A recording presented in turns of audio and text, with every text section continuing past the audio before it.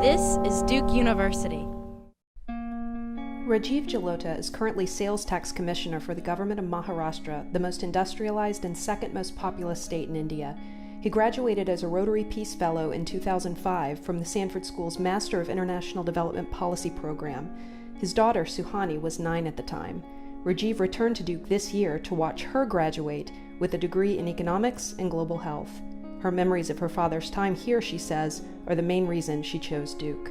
I think the biggest things that I just remember were the Sanford School, because I spent a lot of time here, and the basketball games. So I remember the blue and the white, and I remember when I was writing my Why Duke essay, that was the first thing that I spoke about, that the spirit at Duke is what I remember, and that's what I'm coming here for. The overall experience of this program at Duke was very, very revealing to me.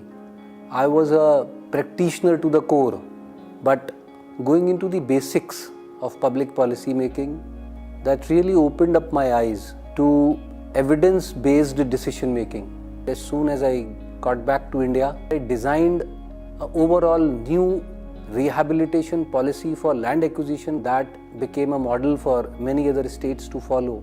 At that very point of time, a very big movement against land acquisition, the so-called Nandigram incident, had happened, where people had come on streets, there was firing, several people died, and in fact an atmosphere and environment got created all across India that land acquisition now is going to be very, very difficult.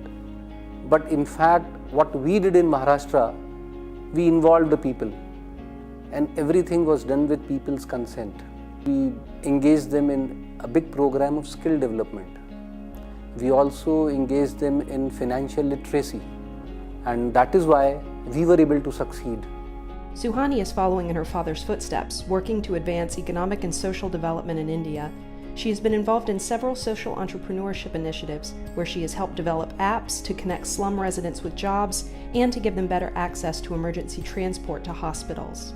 The project that is closest to her heart is the Meena Mahila Foundation, which she founded in 2015 to give women in Mumbai's slums employment making and selling women's hygiene products. Mena is the bird that talks a lot and is known for talking a lot, and Mahila means woman, and foundation. So it's Meena Mahila Foundation because we want women to talk about the issues that they're most afraid to discuss aloud. So I had 4 months to go from ideation to sales, and it seemed impossible. Every single person was laughing at me, and I think that even my parents were just like, no, this must be one of your 15 crazy ideas. We got so much support that we even got a space very quickly.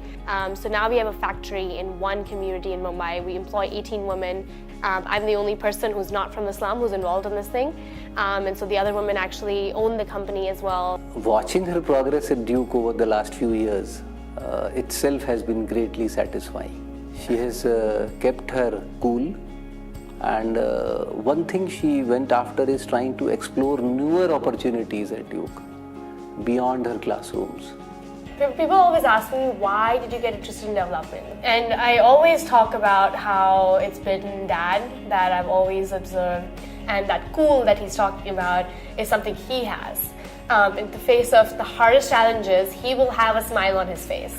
And in development, if you don't have that, it's very difficult to progress. To be able to create change, you have to have the motivation and the drive to do it. And that drive, for that drive, you need to have a strong motivator like that.